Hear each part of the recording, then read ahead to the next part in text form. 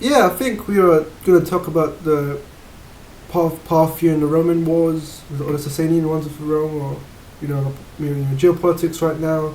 We could go for any of those topics. For any other point as well in history. Yeah, do you want to say anything? Sure. I might as well do an intro. Hey guys, it's me, Julian here. Welcome to the Ordinary Man podcast.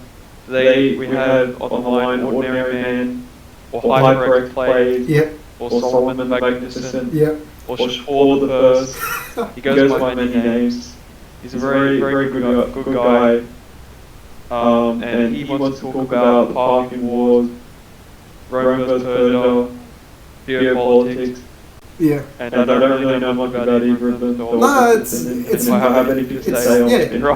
No, of course you can talk. And it's not really complicated. Anyone can. It's just like a straightforward war. Maybe not too straightforward.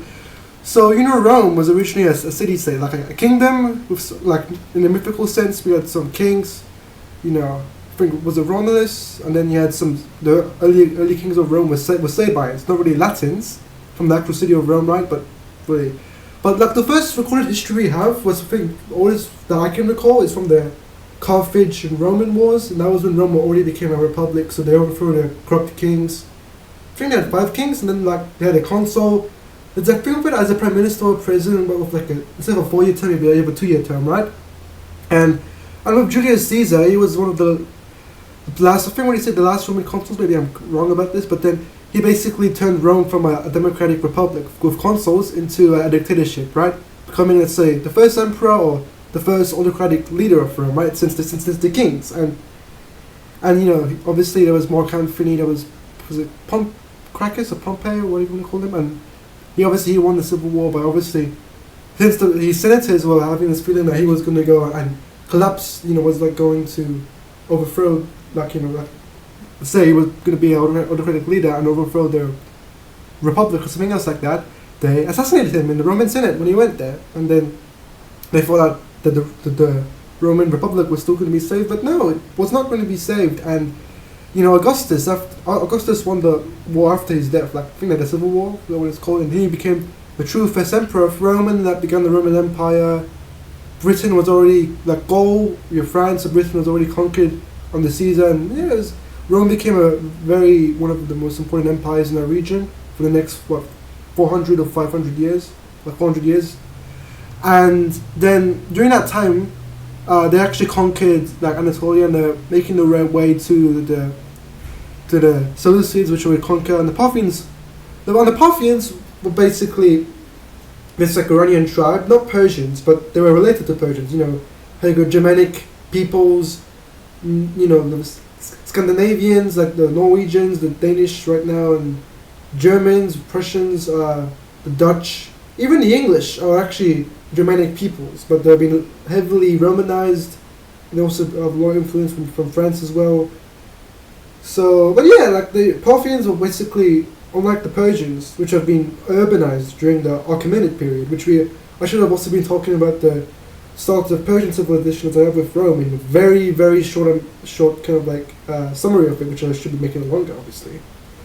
And so with the Persians, basically, the Persians are one of the, say, Indo-Iranian ethnicity, the Iranian tribes that basically, they left Central Asia, obviously, the Indo-Iranians, the rest of the Indo-Europeans groups did, and they, left the steppes, right, in Crimea, and then they basically went to Central Asia. Some of them stayed there, like the Scythians, and those ones were obviously nomadic, right? And they speak obviously related languages, say Scythian, Persian, Median, which is an extinct language, Parthian, which is extinct. And some of them actually, like the Persians and the Medians, basically migrated from Central Asia into what you consider the Iranian plateau. So, the Iranian plateau is basically, what we consider to be Iran and the surrounding regions, right? And they went there and they basically made their civilizations. Obviously, the first one was the Medians, right?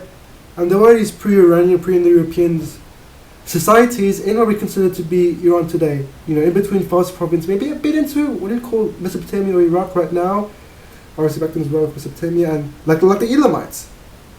And the Medians and the Persians went down into Iran, and they kind of lived side by side with the Elamites. Of course, the Elamites had a let's say, a 3,000-year empire from like 3000 BC to around 600, say, BC, and they kind of lived alongside the Persians, right, in the city of Anshan, basically, and the Elamites, basically, okay, and it goes to the Indo-Iranians. Indo-Iranians from Central Asia began to migrate into what we call Iran today, or Iranian plateau, in around 900 BC, people say 1000 BC. Before them we had the Elamites. I'll talk a bit slowly about that, and like, basically, the first Indo-Iranian empire in the Iranian plateau was the Median Empire from I think 600 BC to what we say around 550 BC, when the time of Cyrus the Great, or in Persian we say Kurush, right, came and basically conquered the Median Empire. So let's go start with Kurush, right? So Kurush was basically, say, his grandfather was the Median king, but he was also part Persian, right? Persians were, say, I think the closest Iranian ethnic group to the Medians. And Persians were basically kind of like a vassal kingdom, tributes to the Median king, the Median Empire, and basically Kurush basically lived in the Persian capital of Anshan. Mayor Anshan, I think, was it Susa, and basically it was a shared settlement with the Elamites, and they were still around for a short period of time living with the Persians. And yeah, he basically, so the story was that, like, when he was born, basically, I think it was his dad or someone else wanted him to be killed, so I think the Median king or something, his grandfather, right? So basically, his grandfather wanted him to be poisoned because he thought that he would become a very powerful ruler, which he would, of course. And then basically, I'll skip a bit through that, and basically what he did later on is that he basically led the Persians as, like, I think maybe ruler of Anshan or Susa, and basically he began slowly conquering the Median Empire and getting it, like, I think he would reach the Median capital. I forgot what it's called. But he basically reached there, right? And he conquered it, and basically, instead of killing the Median king, he basically made him into his kind of like, how do you say, a vassal, kind of like, I won't use the word partner, but basically sparing his life and making him part of the empire. And then he would actually, that's what I would consider to be the starting of the Achaemenid. In Persian we call Achaemenid Hakaemenid Shi, the Persian word for it. Obviously English is Achaemenid dynasty, the first Persian empire. And basically he would also go to Babylon, because the Jews there, I think, for around 70 to 100 years. Like I say, yes. the elites, yes. not the common Jewish people, but basically there for 70 years to 100 years. He went there, and obviously alongside his conquering Babylon for his, for his own gain as well. He went there and he kind of like allowed them to be free. You don't mind me interrupting. Of course. Actually, in the book of Isaiah, Isaiah the prophet actually calls Cyrus a type of Messiah because of the fact that he freed the Babylonian, I think the Jews from Babylonian captivity, as you were saying. But I'll let you continue. That's true. That is true. And do you want to say anything, Jamie, about this? No, not really. Okay, but if you guys ever want to say anything, just go out and feel free to interrupt me once in a while, obviously, because this is a shared podcast. And yeah, basically, when he went into Babylon, basically, what happened was, I would say, like, so when he freed the Jews, like, when they sent them back to Israel, he also allowed them to also kind of like using, Persian money, but also, how do you say, Egyptian architects to actually go and build the second temple, because obviously he was one of the first rulers to actually to kind of like allow kind of like religious, like official religious freedom, as long as you won't harm the state, won't harm the emperor or whatever, or the empire, you're allowed to go practice your faith. And also I think there's this kind of like Babylonian recording in Akkadian, in the Sari cylinder, which is found by a British, I think, archaeologist in Iraq 120 years ago.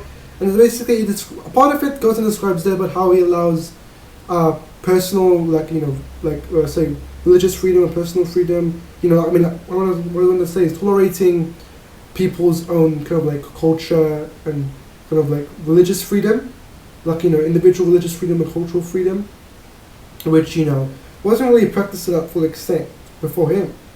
And that's something we would see when the Macedonians, which, people say whether they were Hellenic or not, which I guess they kind of are, but they're kind of the outskirts of the Greek world, so the Greeks at the time, they didn't really consider them to be Greeks, more of barbarians, but I think they could have been Hellenic people. They were more Hellenic in culture, I reckon. Fair enough. And They were just very martial people, but they cared a lot about. I mean, there was many. Aristotle was their philosopher. that's true. Aristotle was definitely Athenian. Athenian, I mean, the culture of the Macedonians was very much militarily speaking, culturally speaking. They worshipped the same gods. I'm sure they did. And yeah, in regards to that, when the Macedonians conquered, the whole Achaemenid realm over, I think, like 10 years or something, maybe I'm wrong. And when they did that, they basically kind of like, when I continued that kind of like Persian kind of like, tradition of kind of like tolerating other races and other religions, which I did. Like, I think they kind of like partially did it, like, and then they continued that. So that was kind of like the Persian influence, one of the Persian influences on the Macedonians. But also I think kind of like, we had some other influence as well. But going back to the Achaemenid Empire, Cyrus would also go and conquer much of Anatolia and also Lydia, which was actually a Greek Anatolian kingdom, because there were Greek settlements in Anatolia and in Sicily and maybe south of Spain, like in the south part of Spain back then as well. And he went and conquered Lydia as well, basically making them a vassal as well, allowing people to have their own kind of like independent, semi-independent kind of realms as long as they paid tribute. And yeah, that was how the first, Persian dynasty began. That would last until, Alexander of Macedon basically went and conquered it, bit by bit over 10 years, and they would go on continue some of the legacy in terms of kind of like toleration and some other things, which we can, of course, go talk about. And the thing is, Persia, when they say the Fars province, which was actually where the Persians were, like the old local region in the empire, where they would, where they are, the kind of like Persian governors or say kings or rulers of like the Persian province or the Fars province, or say Persis, of like Persian province of the Seleucid Empire, would actually had their own autonomy, because the Macedonians would not continue that kind of like Achaemenid tradition of tolerating and allowing autonomous practices and stuff, right? And basically the Persian governors during the Seleucid Empire in the Fars province, Fars region, were actually the remnants or descendants of the Achaemenid bureaucracy. So obviously they already have experience with this, right? They would rule their own people at their own semi-autonomous, right? And they would go and continue Persian religion like Zoroastrianism. They would continue the kind of like culture, the Persian identity and the language would still persist, right? Just they were not ruling themselves outside of their own province, right? And then basically over I think 200 years until I think like around the time of the Parthians, the Seleucids will also be conquered by the east from them. So the Parni were kind of like this kind of like Hellenized Iranian tribe in the northeast of what you call Iran, and then basically these like nomadic Iranian tribes from Central Asia would come and conquer them, and they were called the Parni or Parthians.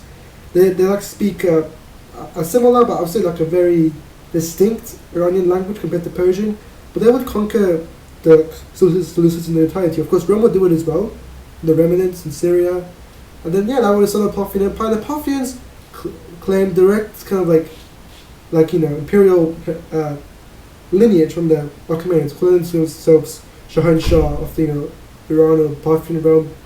And just like the Seleucids, they would allow the Persian kings in Fars province to continue their autonomy in a semi-independent kingdom, and that's how Persian culture survived for another, let's say, 400 years.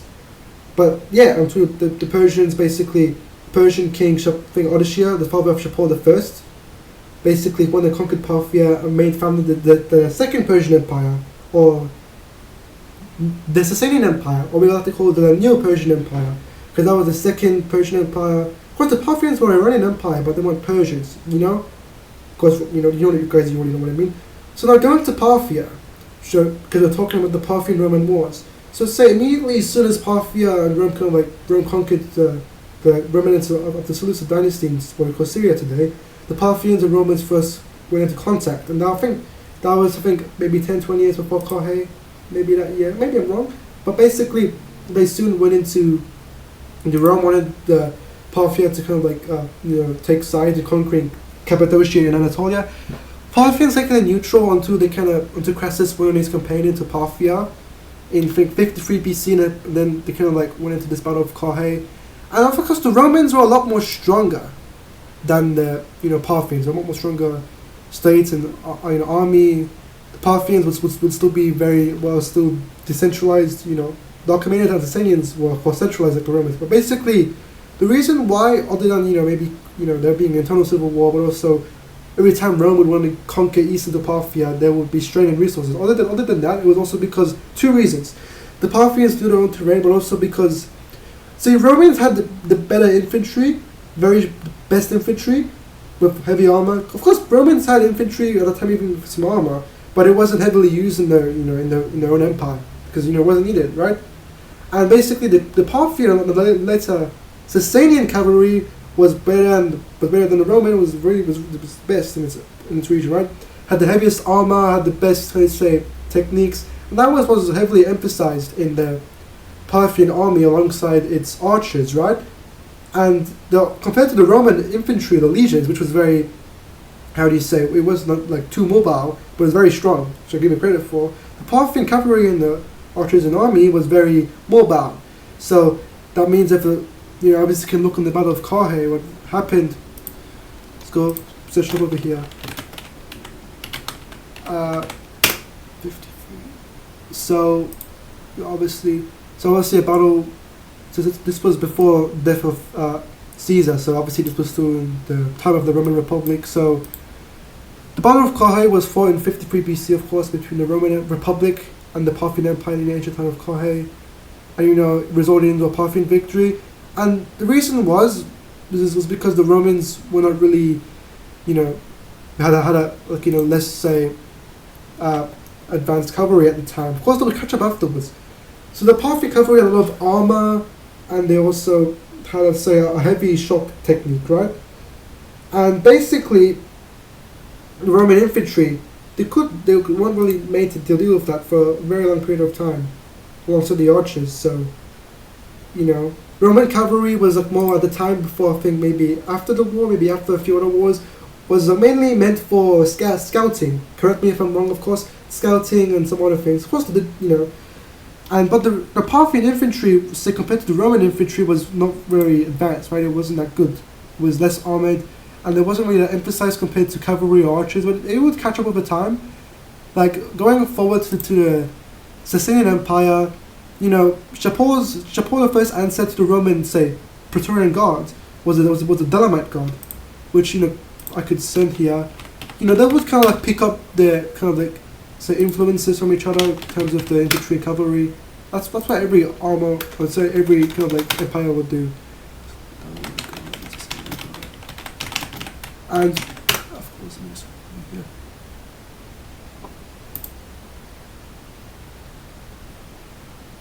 Oh, sorry, this a unit of 4,000 Dalamite soldiers was used by Sasanian King Khosrow II. Okay, that's a bit later on. Yeah, to form an elite guard unit known as the Gondi Shahanshah, the army of the emperor. So that was a bit later on, but it did happen. Dalamites were skilled in close combat. Right, I was handing the sheet to this surface. Okay. So what I could do is I would share, I think, 2 links to this. Okay, I'll send one over here. Yeah, we'll put it in the description. Yeah, I'll put it in this voice chat as well. And of course, Dalamites, the East, answer to the Roman Praetorian Guard. But obviously, Rome was more skilled in infantry, more better at infantry. The Parthian and Sasanian empires were more better at cavalry. But of course, they would get influence from each other, and they would try and improve their own infantry cavalry. And later on in the Roman Empire's life, the Roman emperors would go and pick up from the Iranian cavalry, and they would make their own heavy cavalry, which I say it's very good, which they would use against Iran, stuff. But for example, in the war of 291 AD against the Sasanians, the Romans, since they didn't have their own cavalry equivalent or as good as the Iranians, they would have to go and purchase Gothic mercenaries who would have equivalent, just as good heavy cavalry to go fight against the Persians' cavalry. But obviously, I think the Western Empire would go and make their own heavy cavalry, later on in their lifespan. But I will go and send one more resource before we move on. So there was this war between the Sasanian and Romans in, I think, 291 AD. Sasanian I watched a video on it. Of course, there will be a link to it here. Maybe I was... No, so 298 AD, my bad. So the Battle of Satala, this is where the Rome had to go and use Gothic mercenaries to go match the Iranian cavalry, right? Before they made their own equivalent, equivalent one. Battle of Satala. And I will let you guys go speak and give your response or your topics soon. Of course, I will just go share here what I'm talking about. Well, I will say, I got lost because you were talking about quite a lot and I got interrupted. But your memory is very sharp. I'm quite surprised you remember all of that. Oh, okay. I spend my time learning about this. Let's say I go, I don't have much money to buy books. Plus, all the books I had before I've read, mainly Baha'i scripture, like how you guys read your Bible, your philosophy. I have Baha'i equivalents to that. I've read it and I'm well versed with it. That was last year and stuff. But Jamie, I will begin reading the Bible and some of Plato's books, of course. And I am taking a huge interest in not just Eastern philosophy, because I also spend my time learning about every civilization. That's what I've been doing for the last 5 years. So I also take the time to go and read Plato's works. So I want to thank you a lot for giving me the books here, and I will read them very soon after our podcast. So yeah, I just want to give a shout out to Jamie. I mean, in your own time, and if you feel ready to read it. Of course. And you can read whatever you want, obviously. I mean, you don't have to read a particular book if you don't want to read it. You don't have to stick to physical books. Like me and Julian, mostly get our books online. Or in the library as well. Yeah, I'm definitely going to go to a library soon. Yeah, I agree. And anyways, so I've sent, if you guys can look at the voice chat here, I've sent, some, both Wikipedia and YouTube resources. Of course, if you can find secondary resources from actual history sites, which I haven't found for these topics, of course I will also put them here. But what we will be talking about, of course, before we move topic, is the Battle of Satala. So I'll just let you guys go and say regards to like this, Okay, I've got a very important question, very interesting question. Go for it. What do you think is better? What do you think is better? Do you think, what's your opinion on monarchy? Okay, because there's lots of king, the Persian king. Okay. What's your opinion on monarchy? Do you approve of monarchy? I'm not against it. I'm all for it because I don't think it's just it's not just a symbolism of the people, because monarchy is basically like the showing. Let's say if how something properly be done, which was done a long time ago, right? Basically showing the best of the people. Of course, we all know God is the best of anything, but say in the human space, instead of the prophets and so Jesus, right? Let's say that, but the humans themselves. So the best of the humans, naturally, is meant to be, which has been shown before, is the monarch. And if you have a good monarch, a good autocratic leader, that is going to do things for the people, unlike most of our democratic leaders today, then I'm all for monarchy and I'm all for any autocratic leader, of course. And in a religious sense, in a religious and political sense, I'm absolutely for a good monarch. Not for the monarchs we have right now, but if the people approve of it, I'm all for it.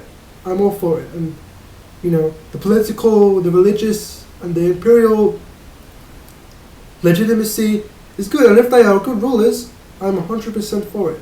As long as they do what they are meant to be doing for the subjects, not just their external or other matters, and I'm all for it. And that's my opinion. I approve of it.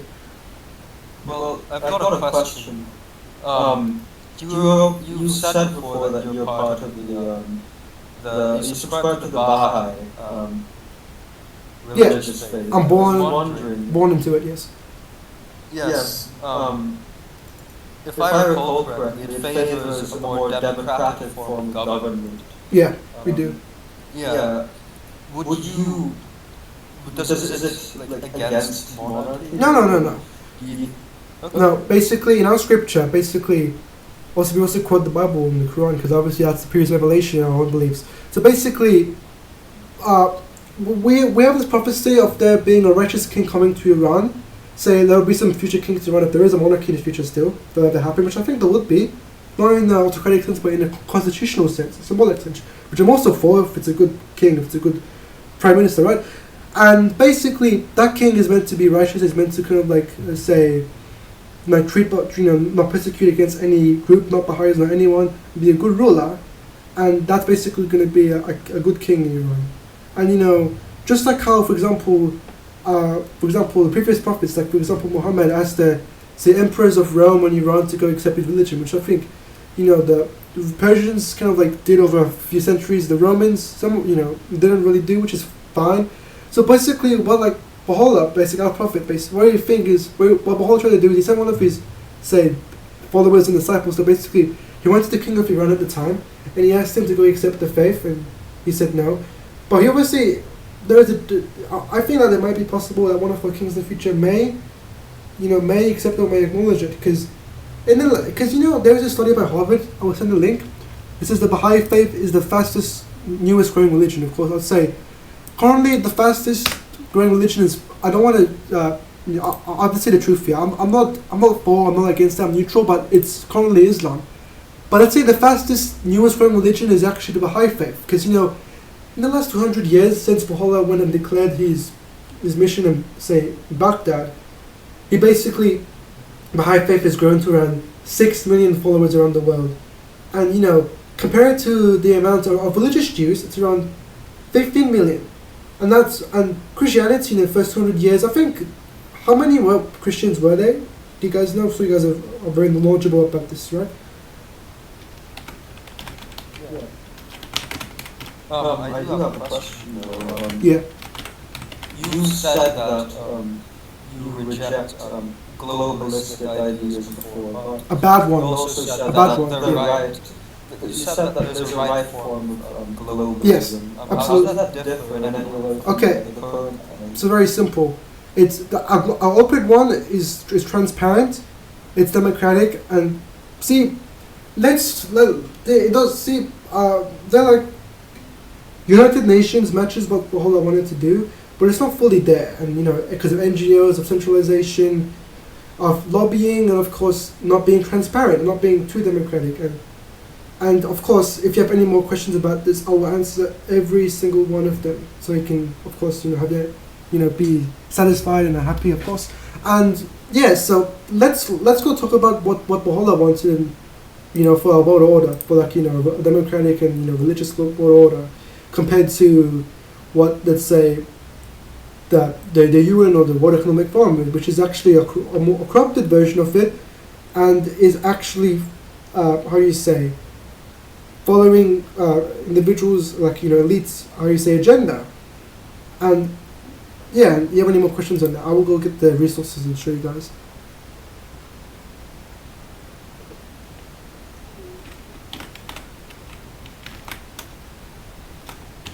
I maybe have a question. I was just thinking of one. Well,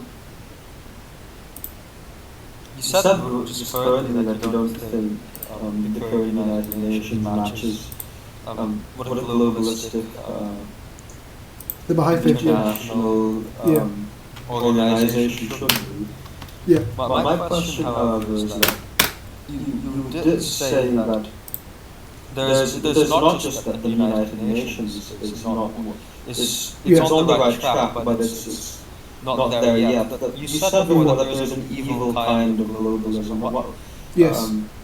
Would you describe that and why Okay. it's evil compared to say the one that your faith?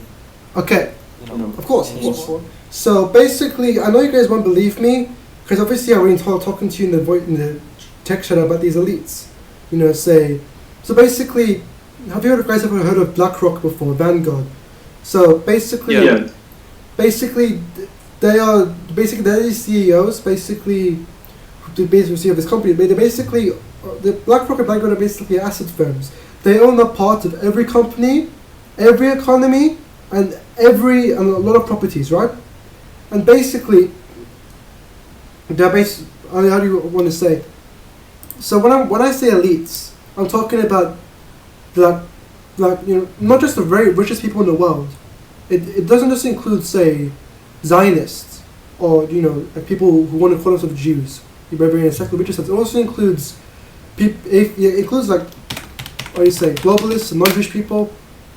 So there is this form of globalism, which includes these elites and or you say rich people who not just probably companies that we're talking about, but also are heads of the WEF. So have you heard of Klaus Schwab before? Just this German guy. His grandfather was actually a part of the Nazi regime.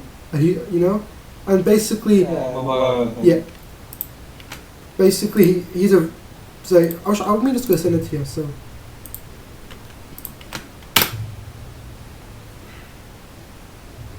Here's this kind of agenda. It talks about the Great Reset. Have you guys heard of this before? Yes. I'm very. Yeah, of course you would. You guys already know about this probably. And yeah, the Great Reset is basically. We try to get a short summary about this. Of course, it's an initiative, right? The Great Reset Initiative is an economic recovery plan proposed by the World Economic Forum in response to COVID-19.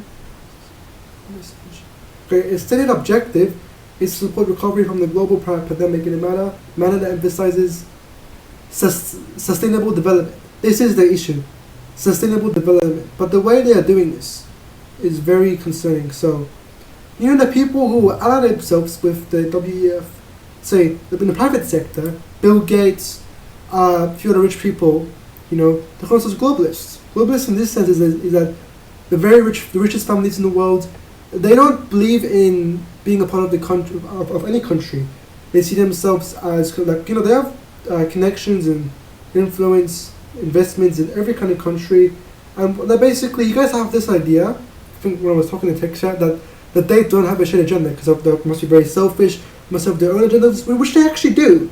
But the ignorance that I used to believe, and a lot of us believe. I'm not talking about you guys. I'm sure you guys probably already know what I'm going to say, but a lot of other people believe is that they have that even though they may have their own individual selfish goals, is that they don't have one common shared goal that they can all go to. Here's a scary thing that will haunt us for the next 100 years. They do, and this goal has no regard for people like us. If we speak about this, it can bring I want to say a lot of danger to us. And see, these globalists, going back to BlackRock and these big private companies, like the asset firms and these all very crucial companies, the very big ones, the globalist companies. These companies, all the other companies, are actually decades ago, long ago, especially in the US and Australia, which are democratic world. They have long bought out all of your politics. You guys already know this, it's common sense, but I want to say something about this. They have long bought out and lobbied all your politicians. They serve their private agenda, not ours. We are second, maybe even last. And these companies are also linked to the WEF's agenda. They are cooperating. They are coming to the. So basically, Microsoft and Bill Gates. Bill Gates is buying farmland, lots of farmland in America, selling it to farmers, just buying it from farmers. Sorry, and he's using this farmland. Let me try and show what he's doing. Bill Gates buying farmland in America. And he has an agenda, but it has nothing to do with us. Okay, Bill Gates is the largest private owner of farmland. Okay, look at this. Bill Gates is the largest private owner of farmland in America, with approximately 270,000 acres across 19 states, acquired for investment company. It contributes to various crops which are used in production of foods. Okay, so this is a controversial part. I just want to say, Gates' involvement in agriculture is also tied to his foundation's efforts to promote sustainable farming practices, innovations that address food security and climate change. But the question is, why is he doing this? And I want to tell you, it's not for the selfless purpose of trying to do what he says he's trying to do. Someone asked him about this and he says, "Oh, it's nothing to do with you." So there is this very smart, I want to say, Indian woman who's talking about this, and she. Well, let me just go and get her. What are your thoughts on this, guys? I'm just wondering before I go deeper. Well, you said that they have a shared goal, but what is actually that shared goal? Okay, I'll summarize it very quickly in a short term. this shared goal is basically, how you say, having the world for them, basically. I'm sure you guys know. Having the world for them, basically, when they gave us the COVID vaccine, it actually is harming more people than trying to help us. Then what some people are saying, very influential people, who are against the globalists, so basically saying that this has been the shorten the lifespan, which actually has done it to a lot of people, and then kill people who've taken the vaccine. It would say, they're apparently saying, whether you believe them or not, that it's going to kill a lot of us. Then there'll be less people in this world, and they're going to have this world, the globalists, for themselves, for their own agenda, for like what they want to do. And these kids, and these people from these globalist families are actually, trying to push this agenda. They influence the governments through the private lobbying. They are, a part of the WEF. They are, have ties to Klaus Schwab and the current leader of the WEF. Also, the UN is also linked to the WEF. It's a globalist organization as well, not the good one, of course. And to see these are influential families, these elites, and these very wealthiest private owners from BlackRock and his families, or the richest elites in the world, they have actually went to this UN and went to the global system, and they have lobbied it, and also with this globalist agenda, have also lobbied and influenced the democratic governments and politicians for that same agenda. And this is their connection. This is what's going on, and since I can't really explain this very clearly, I will make you guys maybe watch some of these influential people talk about this, and it will give us a much better understanding, and then we could go and go and summarize about this, and answer any more questions.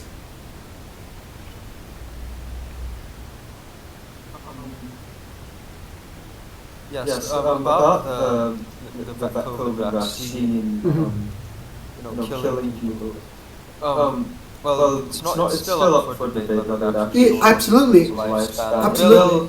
There are side effects, and that's actually something. Of course, they were trying to hide the fact that there were side effects for certain people. Yeah. The problem with that is that whether the aim was to shorten people's side effects, or whether that shortened people's lifespan, or whether that was just a side consequence of the fact that it wasn't tested as much as other vaccines, and the reason why it wasn't was primarily for, of course, the COVID situation was very urgent at that time. And not just that, I think my thoughts is that they originally did it so they can purposely make the side effects very, very big and very, say, major and influential. And it did kill a lot of old people, but for people my age when I took it, maybe very sick and a bit weak for I think a few weeks to a month, and it did help. Though I'll be honest with me, truthfully, it did actually help against COVID. But I think I did catch it one more time later. Maybe I didn't. Maybe I'm wrong about that. But anyways, I think that the actual, how we know the COVID virus was engineered by some, apparently was engineered by some Chinese lab in Wuhan from some bats, and then it randomly left the lab somehow, and it went around the world rampaging, so not rampaging, infecting all of us like the plague. It isn't that bad, it just spreads a lot. And, when that happened, when COVID began to actually spread around the world, China actually stopped all domestic flights in December 2019 and January 2020, while they had allowed international flights to come in and out of China, even though they stopped it domestically. So we could say, the Chinese have been involved with this, if we do believe that, if it's controversial or not. But what if the globalists, let's say, or some international organization knows about this and has linked to this? And whether that's real or not, it is up for debate, as you've said with the COVID vaccine. And I will get the links now and go watch some people, watch people talk about this stuff. And I'm going to be honest. In regards to all this globalism stuff that you're referring to, I don't really know why we have to worry all that much, because we have faith in God, and God is ultimately all good. Yeah. And in His providence will lead everything for good anyway. I believe it will. If God is for us, who can be really against us? If we have faith in God, why do we really have to worry about I'll answer that. evil that afflicts us? I'm going to answer you, Julian, actually. Go for it. The reason why is because it's not that God will automatically protect us. The fact that faith itself, in the way that faith develops the human character, develops the human person, gives the human enough strength to overcome evil. It's not that God will, because of course, faith, God didn't, prevent the early Christians from being killed by Rome, for example. Providence. They still had to worry about that. Yeah. But the problem I have with what you're saying, ordinary man, is not the fact that, of course, their agenda is, of course, they have selfish reasons, but I don't think that they're intentionally trying to, for example, bring about a totalitarian vision of the future. But it's less that and more that, specifically with the COVID vaccine, it could be argued that, well, they didn't intentionally produce the side effects. I mean, what evidence is there that the side effects of the COVID vaccine have? Were actually part of their plan? It seems more likely to me that the side effects are just a natural result of the fact that they weren't tested for years and years, and that there was such an urgency to bring about these vaccines. Yeah. Here's the thing. Why did the COVID pandemic happen? Let's say if China had any external actors and what was there? Because the people who were pushing the vaccine, of course, were globalists. They had a big influence in making it. Of course, it did. We had no choice but to make it in a short amount of time. As a human civilization, we had no choice, right? Because the pandemic spread very fast. But the question is, why did it happen to begin with? Was it, I'm sure that China had some indirect or direct planning, making the actual, making some kind of experiment with COVID viruses in bats. But the question is, why? The question, we know how, we know why for some minor things, but the big question is just why. And I'm sure you guys might know about that, but why? And continuing with that, I will go back to Bill Gates and what he's doing. So to try and show evidence for what I'm saying. Because obviously, I'm not trying to lie to you guys. It's right over here. So I will go. Let's go to this here. All right.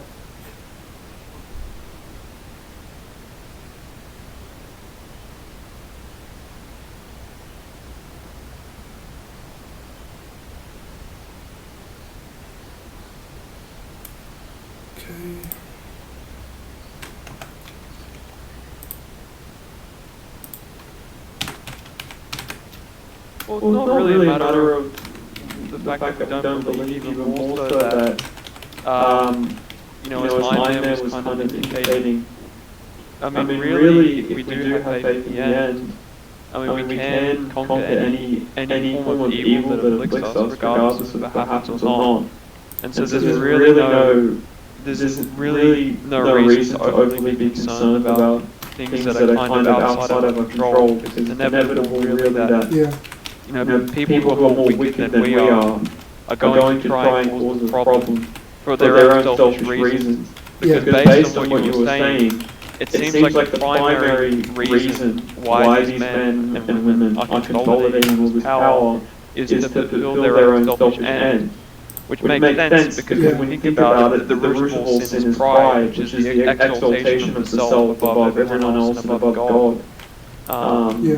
So I mean, really, not that there's nothing that can be done, but that none of this is. I just don't really think it's overly worth worrying about. If we have God as our advocate. Yeah, let me just go and respond to that. I agree, but what I'm trying to say is the reason I'm talking about this is one reason.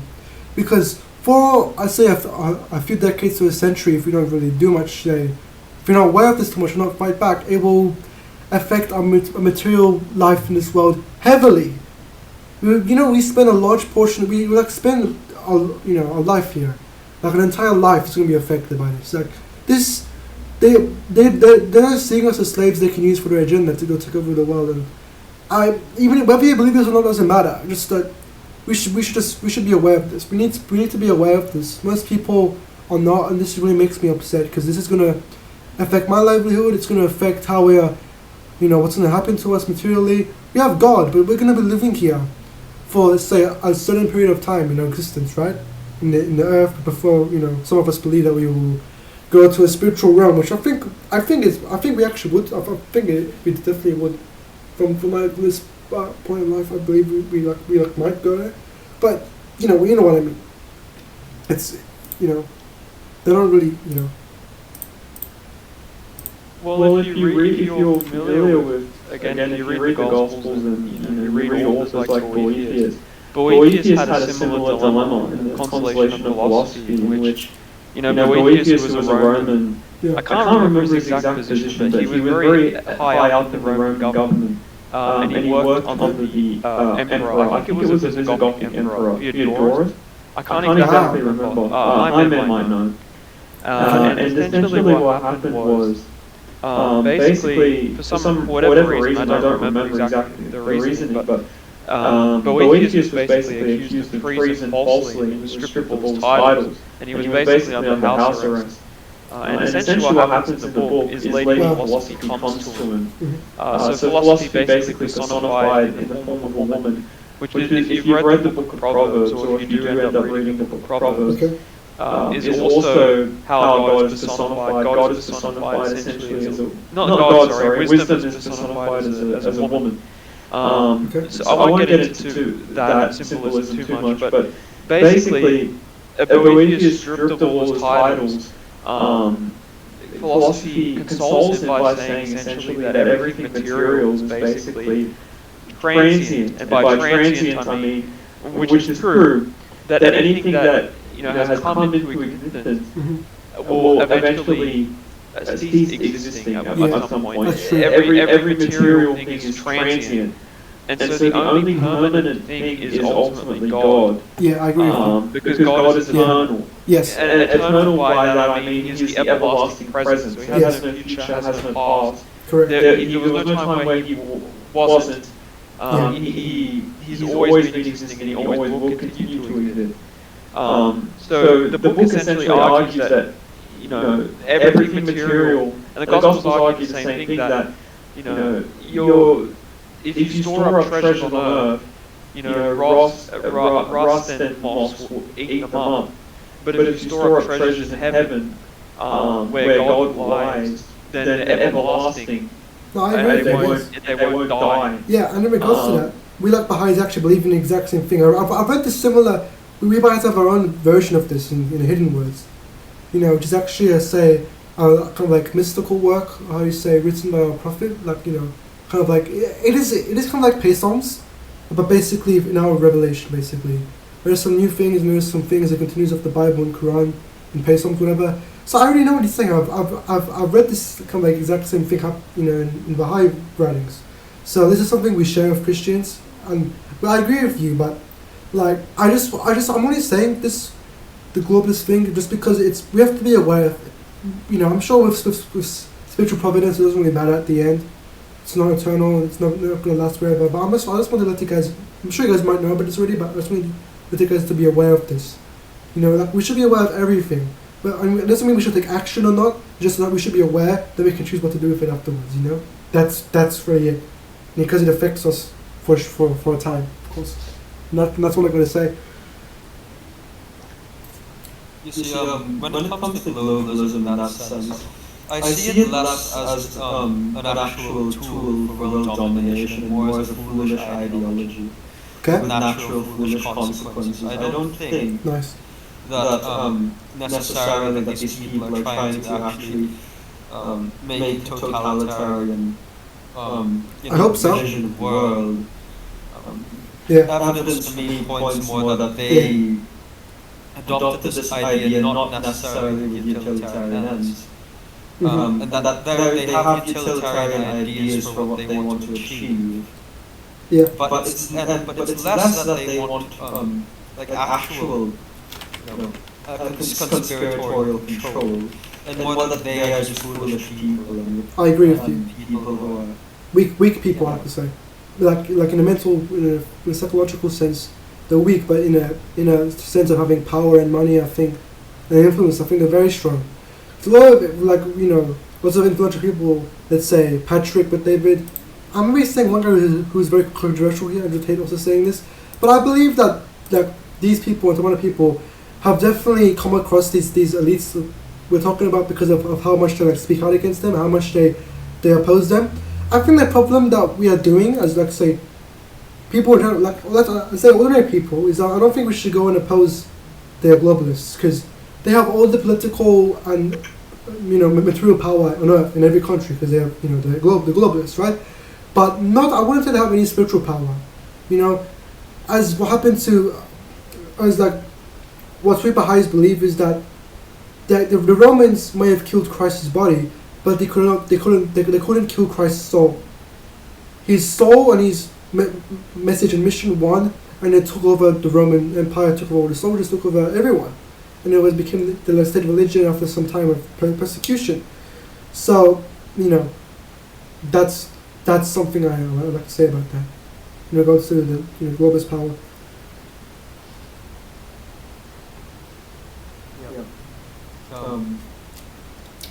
That's true. It's just my concern is more that I don't think they actually have as much power as you make. I hope so. I don't think that the agenda is. I don't think that their agenda is as coordinated, as planned, as as you make it out to be. It seems more that this is something that comes out spontaneously, organically. I think, although it is wicked evil, it's not something that is necessarily a bunch of people sitting around in a room planning world domination. I think they may be involved. I don't think that they are absolutely not having a. I think they do have some kind of shared goal. I don't think it's impossible. But I'm not gonna put the odds of them not having it. I think they might have it. And I think that there is some evidence that shows that they do.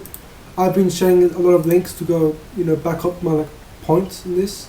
And I think after the podcast, when I can really find those videos that I used to watch, very those deep videos, I will go share them. They certainly have similar goals. They have similar ideologies. Yeah. But the question is whether these ideologies are something that they came to themselves, or whether they came to it because they're trying to spread it to each other, or something that's. I think it's a shared goal. Yeah. Or something that they. How do I describe it? Or whether it's an ideology that's something they truly believe, or something that is only meant to serve their own ends. It definitely seems like it's more nuanced than them making up an ideology just to control others. I agree with you. I do think that they do have a shared goal, and I think they kind of found it, and they because they ended up in the same circumstance where they are in society, where they would find this kind of goal and belief, and they would share it, and they would talk about it with each other. And I do think that they do have. I know you don't believe me, but it doesn't really matter. I just it's just some nice debate, and I'm really enjoying how we're being nice to each other and being fellowship. And in regards to that, I do believe that they do. They are currently, and I think they do have future and present plans of trying to control and influence people. I think they already are. In terms of COVID vaccine, in terms of the political lobbying, in terms of the control of the media and everything, which I should have been saying earlier. And I do think they do have that. But whether all of us believe that or not, I guess it doesn't really matter, in a sense. But I do believe. I personally feel like a lot of people do believe that that's the case, and that's just my view on this. And and you have your view, and I respect and I acknowledge it. I think that's a pretty good view as well. I think it's a great view. So is Julian's view, and that's really all I got to say about the globalists. I will share a couple of more links if we can find them, and we can go wrap that part of our podcast up. Absolutely. These people have so much control, so much power. They decide truth at this point. Who do you think is in charge of the world? Let me ask you a question. If there was a basketball game between some random people in the street, let's say we were to go out there and get 5 people for each side of the basketball game, and told the winner was going to get $10,000, and there was no referee, do you think that somebody might try and cheat a little bit? I would expect them to cheat. Exactly. So if people out on the street will will cheat for $10,000. You're telling me the people in charge of the world aren't going to cheat to keep control? They're not going to lie? They're not going to trick the general populace to keep us all as slaves? We're talking about cheating over a little basketball game. You're talking about they're not going to cheat an election? Do you think to control the free world? Of course they'll cheat. This is humans will all cheat. This is the exact point. These people in charge of all this stuff, all they've ever done is cheat. Why would they play by the rules? You can't risk losing. Who are the people who are planning that or trying to coordinate all this? Okay, so I don't think it's like dark room. Oh, it is actually kind of like this, but I don't want you to imagine I'm thinking as like dark room dudes sitting around making plans. It's kind of like that, but it's just, dinner clubs and golf clubs, etc. What I truly Not dark rooms, lighted rooms. like lit rooms, yeah, lit, very fancy, nice rooms. No, but what I truly believe it is that every single human on earth tries their very best to propagate their worldview. For the same reason we're doing this podcast, we're trying to explain to people how we think based on our own experiences and how we think the world should be, right? So if you have a worldview and you try your best to propagate it, the more powerful you are, the more influence you have over people, the more likely you are to influence your worldview. It's the same with any company, right? When you walk into your company at work, you want to say, look, do this, do this, do this, and people obey. You don't want to say, do this, do this, do this, and people disobey. So if you're a very, very important person and you're in charge of things, and you control, I don't know, all the food in a country, you don't want a minister that's going to give you trouble. Why would you want members of parliament to give you trouble? This is your country. You basically own the land. So you want a minister who's going to say yes sir, no sir. It's your company. So the more powerful you are, the more likely you are to appoint people that enforce your worldview. And there's certain people in the world today that have so much influence. I don't even think they necessarily believe they're doing anything evil, but they think and view the world a certain way, and they use all of their political leverage, all of their friendships, and all their financial leverage to try and point the world in the direction they want it to go. And that's exactly what's happening. These are the people who control the world. The people who control everything. They control everything. They control the news. They decided, I'm not going to give my political views, but the people who own the news channels decided it was better if Trump wasn't in the White House. They thought, you know what? He doesn't listen to us, and I think I know best, and I want a president who's senile and will sign anything we give him. So let's get rid of Trump. Let's get Sleepy Joe, and let's do whatever it takes to put our guy there, so when I give him a page of legislation 50 pages long, he doesn't even read it, he just signs it. Trump, he read it. Can't stand that guy. I ain't got time for him. I'm trying to save the world. I'm a good person. I know what's best. My family's been in charge forever. I know what the good things for the world are. And that's all that's really happening. People are really trying to force their worldviews, and these people have huge influence. Do you think that it's just the media, or do you think it's technology companies? I think it's everything. But how can it be everything? Because power corrupts, and absolute power corrupts absolutely. These people have so much control, so much power. They decide truth at this point. It's not about truth is subjective. True false doesn't exist, right? If everyone in the world were to simultaneously agree that 2 + 2 equals 5, then 2 + 2 now equals 5. It doesn't matter if math doesn't work anymore. The whole world believes 2 + 2 equals 5. That's now true. If they control what people see and control how people think, then they control what's true and what's false. Trump is racist because they said he's racist. He hasn't done anything racist, but they said he's racist to the point where Trump's now racist. That's now true. These people now can literally bend reality in real time. And this is what's crazy about it. I think all this stuff, feminism, racism, all these things, I think they're all control mechanisms. They have to keep the poor people fighting amongst each other. Because if the poor people all unite, then it's much harder to control us. That's all I really truly believe is happening. I believe we live in a world now where the people who are truly in charge of the world are scrambling, trying to find new mechanisms to control people. They're scrambling because the internet has allowed us to think for ourselves. The old mechanisms of controlling people, the old propaganda machine, like the Vietnam War. I'll tell them they took one of our boats, put on the news. Now we go send young men to die in Vietnam. I was in Vietnam.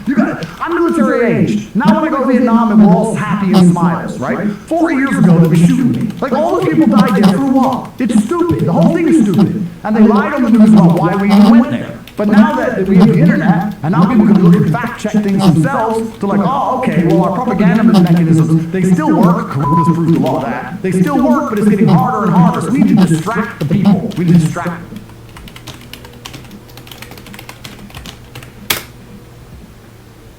I mean, everything that he said seems like common sense. This isn't really something that's essentially new or groundbreaking, at least to me. I'm glad. Then yeah, but And, okay, can I speak or you want to speak? Yeah, of course, but I don't really... I'll let you speak. I was just... The only thing, yeah, it seems like a common sense, like just as Julian said, but one part that I don't think... It seems like there's... Andrew Tate is trying to pose that they intentionally tried to push for Biden because they thought he was easy asset to the. He was though. I believe it personally. He was, but they don't. Yeah. You'd have to judge their statements based on their actions. Fair enough. You'd have to make a comparative analysis to actually draw that conclusion. Okay. That was the actual aims. Of course, Biden ended up being a very weak leader that, at the end of the day, meant there was probably people behind his back making decisions that he had to sign. I think that was the whole time. But the point is that this doesn't seem like something that was planned before. That they intentionally chose Biden because he was weak. I think it's just because that he was lobbied. I think it was primarily because he was someone who agreed with them. Yeah. That he was someone who was part of the mainstream Democratic Party. Precisely. And also that party has a lot of lobbying. Unlike Trump, personally, he's much of an elite himself. So I believe that he actually rebelled against the other elites and he wants to be independent in that regard. And then basically it was cancelled. He doesn't want to be lobbied by the other elites and stuff, which, doesn't want to cooperate with their beliefs. So I don't think Trump shares the beliefs, but Joe Biden definitely does, and he is definitely. I do believe that he was kind of controlled most of his, during his term, and was, of course, lobbied. I mean, Trump was lobbied as well, but he was lobbied by different people. The only, I feel like the only, lobby I can think of right now for his lobbied was AIPAC, but I'm talking about not foreign, because AIPAC is more about siding with Israel and Zionists. But we're talking about internal companies and all those things. Not just AIPAC, I'll say Biden was definitely in that. And that's just my view, and I may be wrong about something, but yeah, it's ultimately what I'm going to say. But also, one more thing before we can go move on is, so under the video link on the voice chat, the text message chat, it says, and these people he's talking, Andrew Taylor, and these people he's talking about are the richest elites in the world, there's families, globalists like, Rothschilds, Bill Gates, and some other people, Zionist news moguls, BlackRock and Vanguard, the most crucial and valuable companies that are others that lobby and influence politicians and governments. We all know this. But the problem is that we don't think about it too much. We don't link it to everything else that, we've been debating. And we don't think that, they're not that strong. I believe that they have some strength, and I do believe that personally. And Andrew Tate talks that way, but I personally, I believe it. And I will share every link just to make you guys, think about it more. Say, this seems very interesting, something new about this. Of course, I don't think there really is, though. You guys should know, to be honest. Look, to be honest, as I said, there's nothing really new for me to learn. Well, I wouldn't say so, but it's more so that this is just something that, when I was your age, I also came across similar issues. I've encountered this before. Yeah. I remember when I was a kid, roughly your age, I read, Edward Snowden, the biography of Edward Snowden and the Snowden, and the mass surveillance program that the National Security Agency operated, for instance, in the United States, but also globally, because they would, I think something on the line, there was some kind of intelligence agreement, the Five Eyes Alliance between all the Anglosphere countries. Yeah. So again, I don't remember the exact details because it's been a very long time and I haven't touched it in a while. But the thing that, I've encountered before, this isn't really something that is essentially new. Yeah. And I guess it makes sense as well. Again, as I said prior, in regards to pride and so on, it makes sense that, again, there are going to be people that act for their own selfish motives, rather than what really, I guess, ideally is what God ultimately wants is charity. Okay, and by charity I mean willing the good of the other. And by that I mean, doing things to the benefit, doing things because God ultimately wants it done, because God wills it, and because it uplifts your fellow man. Yes. And the whole gospel is essentially, if you read the Sermon on the Mount, that would be very clear that God, especially in the Gospels as well, that God's primary concern, one of God's primary concerns is that we look after, not just ourselves, but the people around us. Yes, exactly. I agree with you. And I already know that this thing isn't really, new. Of course, I know it's old, but I just, just wanted to go have something very deep and very controversial and commonly known to be talking about as a second topic of our podcast. And and that's really it. I'm just gonna share 2 more links in this kind of like topic, and then we can go. We could go move back to the Roman Parthian the Persian Wars. That was a long conversation, but I liked it. I liked how we obviously shared our knowledge about this. We said that this is going to be the case, and I love every second of that. It's really nice. I think we should try and talk about something that all of us would be able to comment on. Yeah. Primarily because I'm not very familiar with the Roman Parthian wars. Jaime is probably more familiar than I am. Okay. Jaime, do you have any suggestions as to how we can pivot the conversation into something else? Oh, is this for part 2 or the current one we're having now? Well, going back the to current one we're having now. Yeah. I'm just asking if you have any other questions that would probably be of benefit to discuss. Yeah. Okay. We talked about globalism. We talked about Persia. You said you have an interest in Platonistic and Neoplatonistic theology.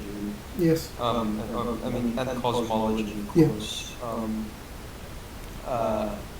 What do you know about Neoplatonism? Because Okay. of course, So. I've read Plato, I've Yeah. read Plotinus, so I have quite an understanding of both of them myself. Of course.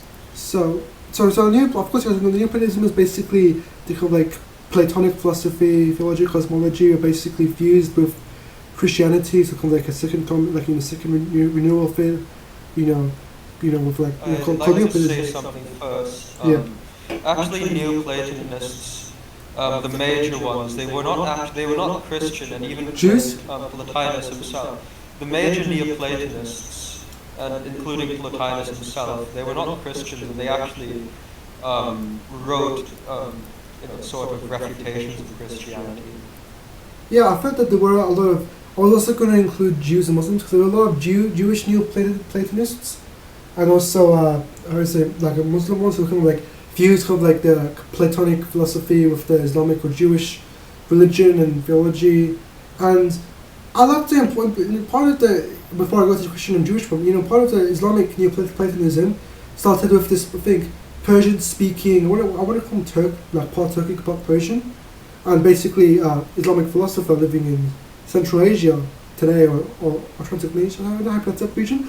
And he founded Islamic political philosophy, but also started not just the Islamic Neoplatonist philosophy and tradition, and beginning the translations of ancient works of Aristotle and Plato from ancient Greek into Arabic and other languages, but also. He also started the Persian philosophical tradition in the Islamic Golden Age, which it did include in some areas reconciliation of not just ancient Greek thought, Neoplatonism, and with Islamic Tawhid, but also with some Persian rationalities, which is what I've heard or I've seen. Whether I can directly find them writing about this, I can try at some point. And with the Jewish one, I feel that there were also Jewish people in the Jewish faith, who also kind of incorporated Platonic beliefs and theology into the religion, Jewish Neoplatonism. And of course, the main focus here is with the Christians, right? During the Roman age of Neoplatonism, so getting the Platonic beliefs and theology, kind of fusing it, with Christianity, as you can see with not just in the Roman age, but also later on. With Thomas Aquinas, which I've been watching, I think 1 or 2 videos on, is very, very cool on his theology and what he did with Neoplatonism.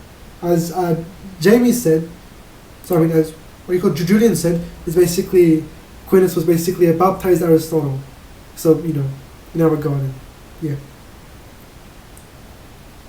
I suppose my question is, what do you know of the actual Neoplatonistic metaphysics? Because I mentioned, for example, Plotinus. I'll answer that. Yeah. I'm not sure. Yeah. How do I? Let me.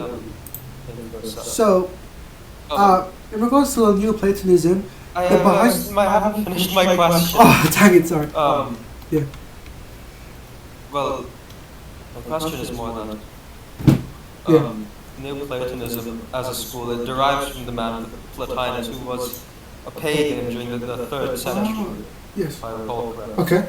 And his school over in, where was it? Well, there was one in Rome and another in Alexandria. But, I mean, you said that these Islamic and these Jewish philosophers, they took from him.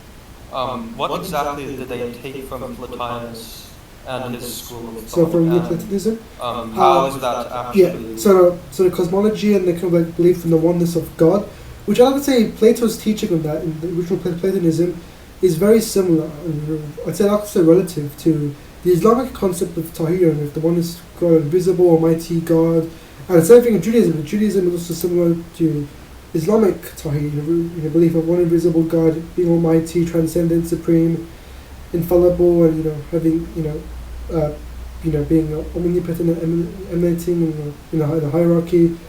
And yeah, that's what I have to say about that. And if you want to, in response to what I know about it, so basically Neoplatonism is basically built off the original philosophy of Plato. Obviously, Plato's philosophy wasn't like in regards to God, but ontology was basically a belief in that there was one invisible God, and he was supreme, transcendent.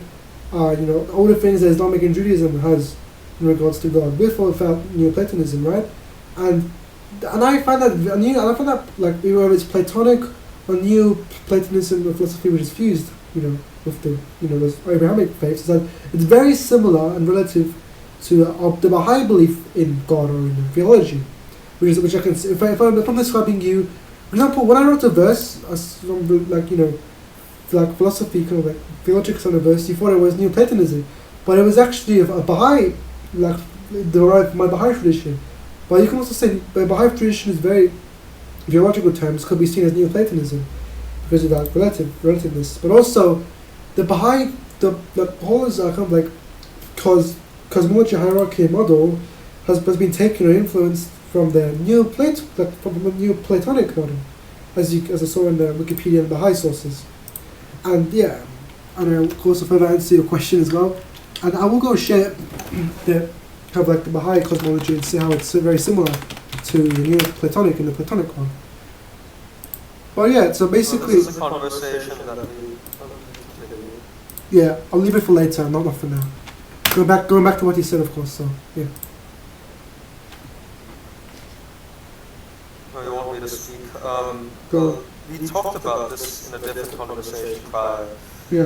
What I wanted to say about that is that I could describe that we did find that actually, despite the fact that it is modeled off of Neoplatonism, it's a very, very stark difference in terms of the actual ontological underpinnings behind it. And that actually, I'd say that the Christian and the Islamic models are much closer to Neoplatonism than and there's a reason for that. the Baha'i faith. Correct. Yeah, And but let me speak.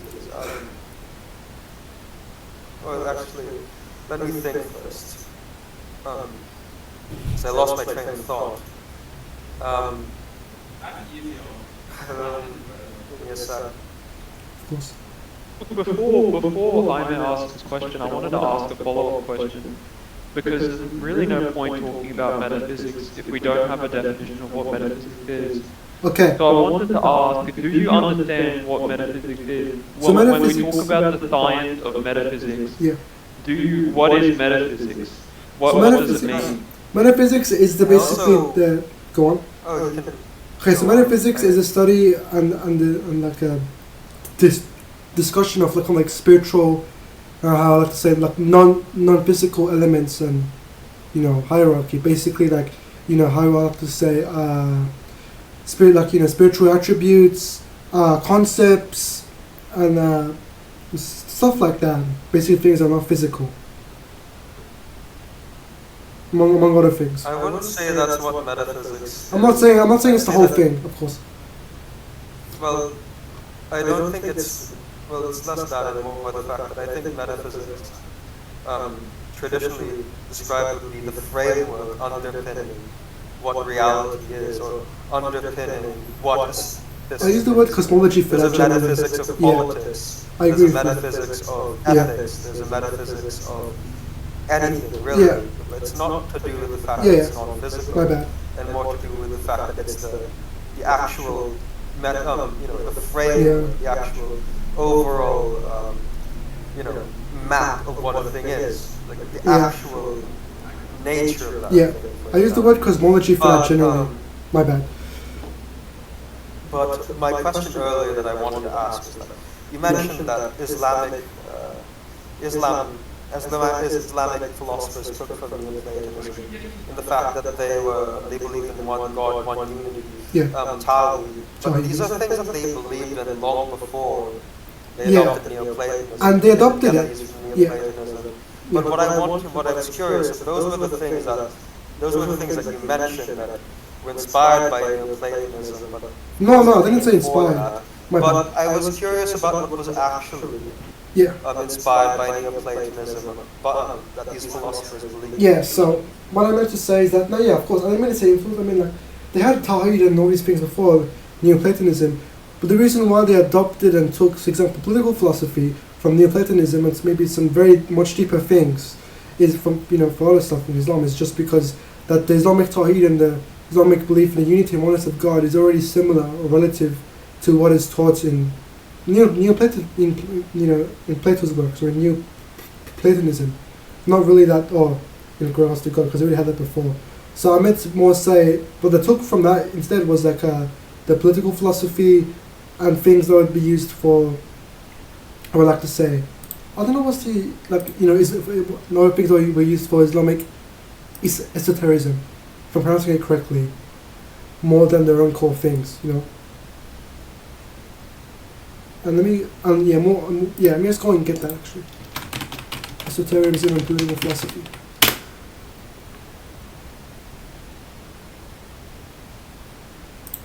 It seems to me that, I think Jaime is correct that you didn't really give an adequate definition of metaphysics. I don't really think I can give as adequate a definition either. So, Jaime will probably have to follow up and correct my errors. Yeah. But I believe, from what I can understand, the study of metaphysics seems to be, is the study of what's called being qua being, which from what I can gather, what I looked up, what seems to be the case is the study of existence and the study of things that are common to everything that exists, and the study of being. I agree. And being, I think, in and as much as what I think being ultimately is that which exists. So something that exists is a being. We're human beings in as much as we exist. There's a very interesting book actually by an author named Eric Pearl called Thinking Being. And in this book he essentially articulates, from Parmenides to Plato to Aristotle to Plotinus and then to Aquinas. And of course I presume that there's more thinkers as well. But the ones he have chosen at least, he argues that there's a continuity in metaphysical thought, that the one leads from the other, leads to the other, leads to the other. And the primary, one of the primary discoveries that makes metaphysics possible is the idea of the book, or I guess the thesis of the book, that, I can't exactly remember, but, the fact that we have consciousness implies that, being, if there is no being, then there is no subject to thought. Because in order to think about something, there has to be something that exists, which is being, because we can't think about nothing. Yeah. So it's an interesting book in a sense. It tries to argue that the same thinking is the same as being in a sense. They're correlated together. You can't have the one thing without the other, which I thought was very, very interesting. I share a belief with you.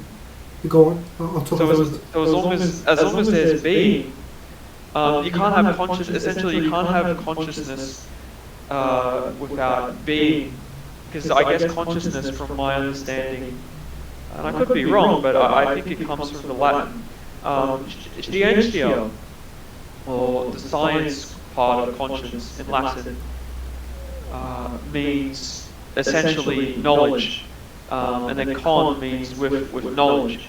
And you can't have knowledge of something that doesn't exist. You can only have knowledge of something that exists. I think that's essentially the idea of the book. I could be wrong, but it was just a bit of a tangent, but I just thought it was interesting to point out. Yeah, and actually earlier, perfectly identifying what's it called, what metaphysics is. I agree. And actually earlier when you were going and describing your the correct definition of metaphysics, I knew what you were saying, but I would have rather used the word cosmology or esotericism for that, which I should have used metaphysics instead now, but I just used a different word for that before. So thank you for clarifying that. Why I asked that question is not to put you on the spot and to embarrass you. No, I was talking about monkeys. The reason why I ask these questions is they're very important, because when we're talking, if I'm talking to you, and if we use a term, both of us have to have a common understanding of what that term is, because we could be talking about, we could say we're talking about the same thing, but our mental conception of what that thing is might not be exactly the same. If that makes sense. You know, you might have one view of what it is, and you might have another view of what it is. So it's important that if we're having a discussion, that we both have a common understanding of what the terms we are using mean. Otherwise, there's no point. The discussion will really go nowhere, because one person will say one thing and the other person, that will both be speaking past each other, because we have two different conceptions of what the same thing is. If that makes sense. No, I agree with you. Yeah, and actually, one more thing I have to say before I'll let you guys say your stuff is that, and Julian, when you were saying of how, your thought is tied to your being, it kind of reminds me of this guy who basically said that, like, you are your thoughts. What you think is what you become. What you think is what you are in a way. What you said about that, it kind of correlates to that statement. You are your thoughts, and that's really cool. I think that's very interesting. What are your thoughts on that? You are your thoughts? I don't know. I mean, it seems to imply, and maybe I'm in misunderstanding or saying the wrong thing. Again, Mike, because he's more intelligent than I am, he can come in and correct me. But it seems like what you're positing, it could potentially be idealism. Because it seems like the idea that, reality is kind of, there's no mind-body dependence. It's like reality is contained entirely inside of the mind. I don't believe that. So what we think in our minds is what actually is, which I don't necessarily know is always the case. It seems like there is an independence between the body and the mind. Because I can cease to exist, but reality will still, everything around me will still exist independent of my existence. I guess really this is only the difference. The only case which wouldn't be is if God, for instance, maybe, I don't know, this is a very, I don't know how to say this without falling into error, but I guess if God didn't think these things into existence anymore, then I guess that would be the only instance where they wouldn't exist. But then I don't know actually. Jaime, what do you think about that? I don't know how to say it.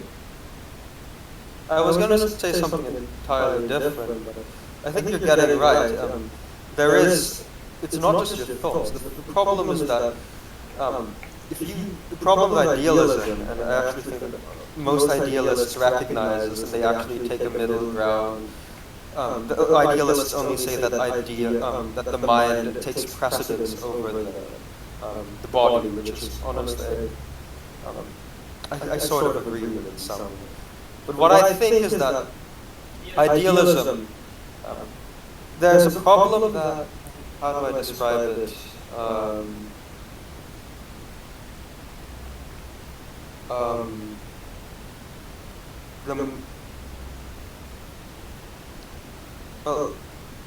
you aren't just your thoughts, and your thoughts actually aren't just the only reality. Your thoughts don't shape reality. I wasn't trying to say that. Correspondence. Yeah. The understanding is that the body, and not the body, the world, is made instructed in such a way. The mind is constructed in such a way as to deal with reality, in such a way as to have a correspondence with reality. We say there's an ancient Hermetic principle that as within, so without, that the human body and the human mind, the human anthropology, is actually a perfect microcosm of the macrocosm, that there is a parallel between the world, and that was within the human character, that every part of the world can be, in a symbolic way, corresponds to something within the human person. And thus, through that correspondence, the human mind is particularly capable of understanding the world in a way that animals don't. Because animals, they don't have that full understanding of the world, because their ontology isn't made for that. They aren't made in a way that aligns or parallels the world in the way that mankind does. But my second thing that I'd like to say about the fact that you are your thoughts is that I just don't think that's true. Because, for one thing, your thoughts are often derived from concupiscence. And what concupiscence is the mankind's instinctual inclination to things that, although are what's called created goods or natural goods, are not the good par excellence. They are not things that are actually, they can often be sinful, that our concupiscence is faulty. And that's what the result of a lot of our imperfect thoughts are. And what Catholicism and what tradition and what most religions teach us is that the reason why you're able to overcome your thoughts, that you're able to overcome this concupiscence, is because although they are part of you, they are not the essential part of you. They are part of you that is on the periphery. They're parts of you that are not part of your being. They're not part of that, the fundamental nature of what you are. They are actually a fallen part of you. They're part of your fallen nature. They're part of your concupiscence. And thus, your thoughts are not actually at the root of what you are. Yeah, I agree with you. And what I used to think, like, obviously, first of all, I have some good news. I'm not a solophist anymore. I don't believe that I'm the only one who exists, and that was very selfish of me. But I was thinking in the sense of how my thoughts and how my subjective layer has so much, influence on how I perceive things. But obviously, what I was trying to say earlier is that I never was trying to say that my thoughts. I was only trying to say that is that so there's this guy called like Luke Belmont. He's basically saying that obviously I know you've corrected me on this, but he basically said that we all. Let me just try and get it. Where's that video? I gotta mute myself. It's gonna.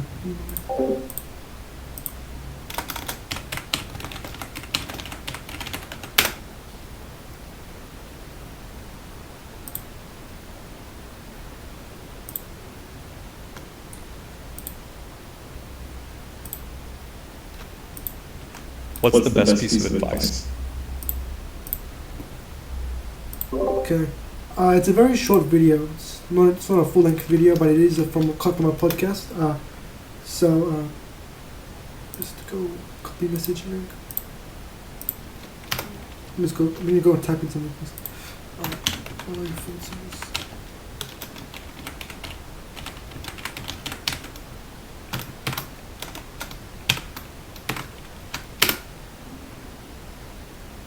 Oopsie. That's wrong.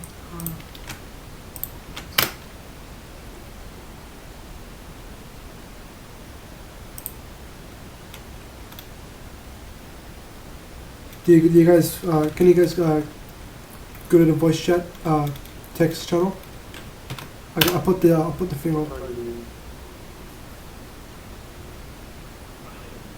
You are what you think about by Luke. Okay. I was trying to talk about that. I was not trying to talk about solipsism or that, we are like, that reality all exists in our head. I was not trying to say that. I think you guys kind of misunderstood me when I said that. But even in regards to that, I'm not a solipsist anymore, So, yay.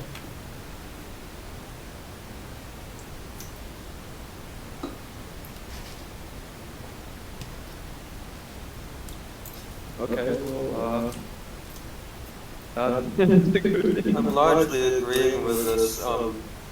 It's just that I thought that the title was a bit misleading. I thought it was making a philosophical ontological statement, but really it's making a statement about the fact that your thoughts and your actions are actually entirely united, one, and that they are entirely one together. I agree with you on that. Oh, okay, fair enough. Yeah, we kind of misunderstood each other. But what was that term you're using? Because I was trying to get the videos to prove my point. We were talking about something that is linked between our thoughts. Jamie, what is that again? What was that again? Oh, we were talking about idealism. That's what I was No, the other thinking. thing. It could be idealism, the idea that reality is kind of, or the mind, as Jaime was saying, comes before reality. It's prior to reality rather than the other way around. Reality comes first and the mind perceives reality. No, that was something rather else. than reality is entirely in one's mind or in one's head. Yeah, in regards to that, I don't believe in like idealism anymore, and I wasn't trying to say that earlier. You guys kind of misunderstood me, but that's fine. But I was talking about something. Jamie, you were talking about something else. You're trying to go and refute idealism, like something that links our thoughts with, I forgot what it was because I was trying to find some videos straight, show prove my point. What thing you were trying to say earlier? Conceptions? You're asking me what I was going to say earlier? Like you're talking about... I'm not sure what you're particularly referring to. But So, I will say that, in response to Julie, yeah. I don't think all idealism is about the fact that everything is contained in head. It's more about a statement of hierarchy, that mind above body, that mind is hierarchically above the body in, for example, anthropology. No, I like this It's just topic. something we understand, what's it called? This is what we understand, especially in Neoplatonistic metaphysics, of course, because the world soul comes after the world mind, and we can see this as well in Catholic metaphysics, that before the world, everything comes from the logos, everything comes from the word of God, yes. intellect, which is God. Yes, that's true. And that, and the other question you're telling me is how there's like a different ontology or more kind of like layers of ontology in the Baha'i cosmology, and that's because we had a lot of new concepts and stuff like that. That one I went in the previous philosophies of revelations, which if that's a topic for another day, we can talk about that in the next podcast. But if I'm allowed to go talk about it now and show it, then I'll be obliged to go do it. You can talk about it however you want. Okay, I'll go show it quickly now. I don't want to take up too much of you guys' time. So, in Baha'i cosmology, it's obviously different ontological levels, and we have some more compared to Neoplatonism. So, Baha'i cosmology is about reality. So, in simple terms, reality is divided into 3 divisions. The first division is God, who is pre-existent and on whom the rest of creation is contingent on, right? The second division is God's logos, the word, the will, the first intellect, the primal will, which is the realm of God's commands and grace. This realm pervades all created things. And then we have the manifestations of God. So basically messengers from God, prophets, messengers from God, or appearances of the logos in the physical world. So here's the thing. They are not incarnate of the logos, they are manifestations of the logos. So we call them manifestations of God rather than God incarnate.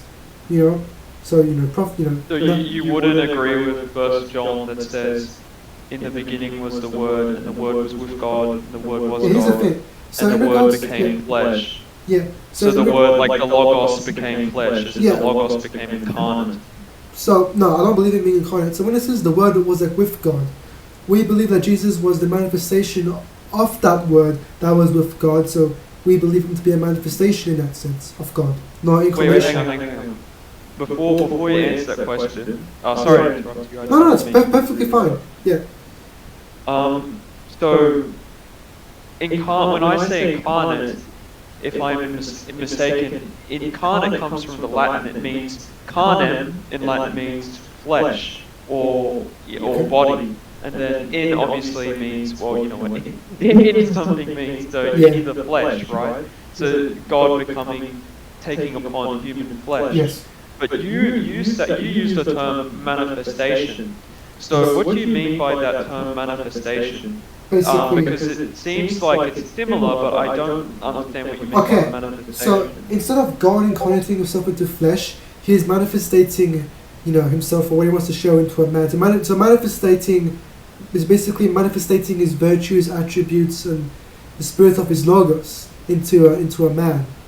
No, so, you didn't answer the question. What question? You gave a circular definition, and by that I mean you didn't define exactly what I mean by the word manifest. What does it mean? Okay, manifest. Okay, so manifest is basically, how do I have to say? I don't want to give a circular definition, but let's go over what the word means in English, for example, manifest. I'll give the meaning for the word, and then we can go. I'll go give you a direct answer on that. So, that's my point of view. So manifest is something mean to make clear, to make evident, to show plainly. So, for example, he manifested his approval with a hearty laugh. So basically, showing something. So basically, you want to show you. For example, you want to show your approval. So you show something of giving yourself a hearty laugh. So what do you think that implies? I like to say that it's expressing something that you want to show your approval for, or trying to declare and demonstrate it. That's how I would go and describe the word manifest in the English language. So do you mean by manifestation, and you can correct me if I'm mistaken, but do you mean by manifestation as, what a sign ultimately does, or if you're familiar with or a mirror? I like to use the term mirror. Programming language. So you use another example where you have a pointer address that, you have a pointer which stores an address, and that pointer gives an address to an actual value in memory, or a sign that, it is not the thing itself, but it shows something, right? It points to something else. Is that what you mean by a manifestation of God? No, what I mean is that is not God, but points to God, like a prophet. Essentially, from what I can understand, a prophet is someone who speaks on behalf of God and leads people to God. So, is that what you mean by manifestation? No. Or am I mistaken? You're partly there, but what I mean is that what we use the term is that, the manifestation is like a mirror, and God is the light. And the light is shining into the mirror and reflecting off the mirror. So the mirror is showing God, is reflecting God, but isn't God himself. That is our way of explaining it. That is our analogy for that. Look, I have a question. According to, I don't know any, most metaphysical, most religions actually, all of creation is revealing God, actually. And they all reveal a part of nature, his nature, that, for example, in mankind, we know we have, we are able to partake in the virtues, and we know that, for example, when we say God is love, he's literally the definition of love itself. It's not an attribute, he is love, but that God is goodness. Everything partakes in that. And all of nature has that. And that's all of nature sort of manifests or reveals what God is. They all partake in it in their being. Because all being, all everything derives from God. What separates actually these prophets, these manifestations, from anything else, as in everything else is a manifestation of God. Exactly, and we believe that too. Everything you're saying, we Baha'is share, we have that in our cosmology. And yes, so even everything is basically a manifestation of the attribute of, or part of God. We share that with like you guys, everything you're saying, we believe as Baha'is as well. So, for example, the manifestation of God is a manifestation of, say, of the words and attributes of God. And our analogy for that is basically the manifestation of God is a mirror who is reflecting the light of God, who is reflecting God's attributes and virtues, through himself as a mirror, right? But the mirror in himself isn't God, isn't incarnate, or isn't God himself, basically.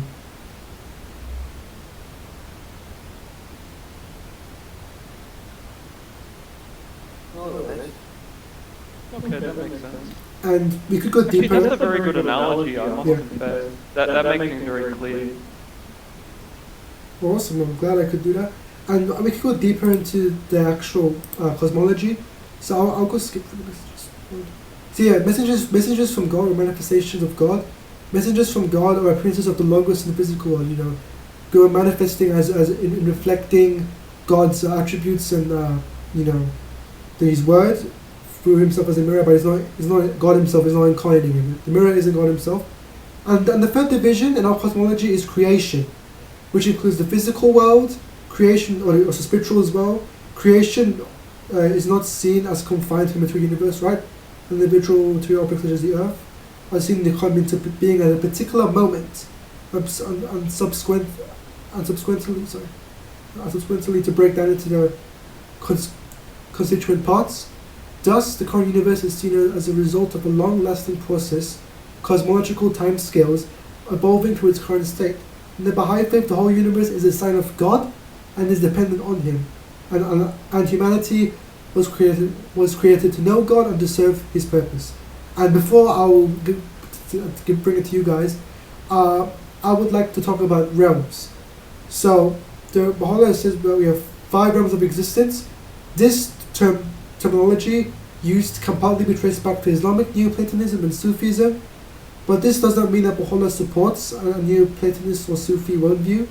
He views all metaphysical viewpoints as relative, reflecting only the soul or psyche and cultural background of the individual rather than any absolute truth. The Baha'i teachings de-emphasize the importance of metaphysics while focusing primarily on social and personal ethics, as this is not necessarily a philosophy, but more of a revelation for the humanity as a whole. That's why there is that thing there. And before I bring it to you guys, God is manifested in all 5 realms. The manifestations of God in all but the first realm. And humans exist between the angelic realm, like spiritual realms, and physical realms. They can choose which to live in. As in, where do you want to point your life to? Materialism or spiritual? And I will go and now share the actual cosmology charts, and then I will let you guys go give your thoughts on this, of course, so we can go and move on from this. I'm just going to this so I can go show it to you. Yeah, so it's 5 realms. There's just going to be a lot of stuff. Let me go. I have to go screen share this. It'll be a lot easier. Okay. Yeah, if you guys want. Can you see my screen well? Yeah. Okay, so this is the actual cosmology levels and layer. So it first is Hahu, the essence of God, which is unmanifested. No one but God knows it. Not even the prophets know this, because if we do know it, we would be co-equals rather than just creations who have to learn it, right? And the hidden mystery or the hidden treasure, the absolute unknown, the primal oneness, is basically nothingness or invisible essence that no one knows about but God. And this is Lahut, his will, the beginning of the intellect and the word, the Logos. So Lahut, the all glorious horizon, heavenly courts, the throne of God. This is where the names and attributes of God are manifested. The station of pure abstraction and central unity. Of course, this is something of interest. The Holy Spirit, or the Word of God, known as the Logos, the first intellect and the divine will of God. And this is the universal manifestation of God. The burning bush, that spoke to Moses when he was at Mount Sinai. The speaker inside the ancient beauty. The divine note tree. The Alpha and the Omega. The first and the last, the statements of God's eternalness. The first and last. The most exalted pen, the tongue of grandeur, which is basically, I'm going to explain that later. The Lord of hosts, and the main figure, the primal will, and the first intelligence, The divine dove, the angel Actually, Gabriel. I'm going to interrupt you on that point. Go on. Forgive me for the interruption. But what do you think of in Revelation when Christ says very clearly that he is the Alpha and the Omega, the beginning and the end? So you know how Christ is a manifestation of the Logos. So God speaks through him, but he's not incarnate of the Logos. He's rather reflecting what God says. So God is saying through Christ, I am the Alpha and the Omega. But Christ is not talking about himself as his body. He's talking about how God is basically speaking through him, because he's a reflection of the statement. So, he's reflecting God's words and attributes rather than himself, talking about that. If you understand me or not. Right. Yeah, I'm going to have to explain that more. And then this point is the divine dove, the angel Gabriel. So basically, these are basically, symbolic kind of like intermediaries between the prophets and God. Even though in reality we believe that that's the prophet saying it themselves. The divine dove that went to Jesus Christ in the New Testament, the angel Gabriel that went to Muhammad, and the maid of heaven, which is what Baha'u'llah told that, what Baha'u'llah encountered that came to him and revealed his mission as a prophet. And then there is Jabarut. So this is the spiritual world where humans and where manifestations like Jabarut. So purpose, determination, and we've got the whole holocaust here. So the all highest paradise. So basically, it's where martyrs go. Martyrs and prophets go over here. And then we got this where the prophets and martyrs go to. Holy saints go to when they die, when they finish a mission for God. The realm of command or decree, basically the laws and commands where all the rest of creation is contingent on. The station of distinction, the manifestations of God, the prophets, Adam, Noah, Abraham, Moses, Zoroaster, Jesus, Muhammad, the Bab, and Baha'u'llah acquire individual existences, which when they come to this earth as people, and become channels of the divine will. So and the mother book. So the eternal spiritual laws, like the Bible, the Quran, the holy scriptures of different religions, the preserved tablet, divine decrees, knowledge of past and future, and the divine pen. And then here's the two last ones. So Malakut, which is predestination and destiny. And this is the all glorious paradise, so the upper kingdom. So this is basically the afterlife. This is where humans go. But regardless of what you believe in, this is where all human beings go to, I believe, when we die. Basically our souls, in this life we basically spend our purpose, collecting and basically doing spiritual attributes, and you guys doing spiritual attributes, and being in accordance with God's law. And basically, the more attributes we go and perform, the more it will increase our standing, or how you say, compared to how much our organs grow in the womb when a baby's growing.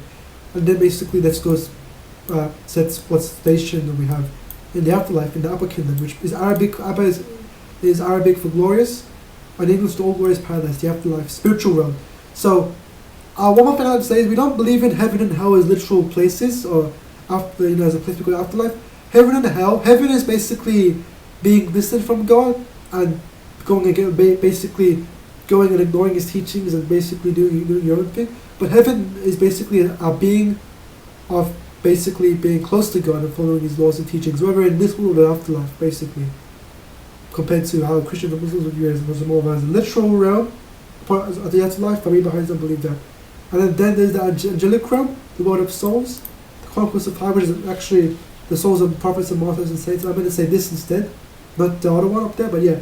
So this is the soul of prophets, martyrs and saints. So any of the saints that basically sacrifice themselves for the cause of God will basically come to this place when they die. And basically we believe that we can go ask them to go pray for us, because how you guys pray the saints in Christianity and they pray to God. So we can basically pray to them and then they will pray to God for us. We pray to them so they can pray for us. Hang on a minute. What you're saying posits a heavenly realm, does it not? Like a literal place where souls go after they die. Yes. When they are in union with God. Which we kind of, Jaime would be able to answer this better than me, but it seems like heaven is the realm in which kind of God and the angels reside. And not just God and the angels, but also those men in which, when they died, their hearts were fixed on God, or their heart wanted to reconcile with God, and they were perfected. And in their perfection, they were able to come face to face with God. And hell, as you were trying to articulate, is exactly when a man consciously, willfully sets his mind not to be against God. You know, it's like a permanent state of being. State of mind in which he wants nothing to do with God, So, and that's where he resides. It's like an absence, kind of an absence of God, God's presence. So, heaven and hell are other states of being in both worlds. It's not a literal place you go to when you die, it's more of a state of being. Whether you want to be with God or want to be kind of like away from God, not following or accepting teachings, rather than actual realms you go to when you die. Because when you die, there is only one spiritual realm, which, you know, your level there depends on how the virtues you did, your attributes of what you did in your life, and more of did you follow your spiritual teachings? Is your spirituality, how high is your spirituality, the knowledge of God? That will depend on that will show on how high you would go. Let's say even if you were against God and you didn't believe in God, you had no religion, you would still go to the afterlife, but you would be in a much lower standing. But for example, let's talk about a very bad person. The smallest of good things they did in this life would be what they will only take of them to the afterlife, and that will push them as much as they can. We don't take any of the bad things to the afterlife, because the spiritual world is a world of perfection. In this world it's imperfection. Evil can exist, the choice of being distant from God can exist, and in the next world there is free will, and we do keep our own individuality, where we're basically continuing on our spiritual path, and we have a new consciousness with God that we don't have in this world. So and this world, just like in Islam and Christianity, is a test. And whether we choose God or we don't, and how much spirituality do we do, and how is the spiritual standing and virtues, virtues. And last thing here before we go finish this off is Nasut. The physical world, this world, subdivided into the human, animal, vegetable, and mineral kingdoms. And we do believe that animals and plants do have souls, but these souls actually go and disintegrate when they die, and they don't have any actual irrational, spiritual things. And I get this from one of the Baha'i works, Baha'i books by Abdul Baha, which is called, I think it's called Some Answered Questions, where he describes this. He's actually the son of Baha'u'llah, and he's considered to be like a saint, and he doesn't do a lot of Baha'i philosophy as well. And the purpose here, what do you call this? This thing here, space creation, is fate and decree, implementation and record. The color code is crimson, which we do have here. And before I bring it to you guys, we have a ring stone here, the Baha'i ring stone symbol, showing the word of God, the manifestation of God, and the creation linked with the Holy Spirit. So this is the basically existence here, like the three realms of existence. And I have this as a ring, which I wear sometimes. This is just And guys, what are your thoughts on this?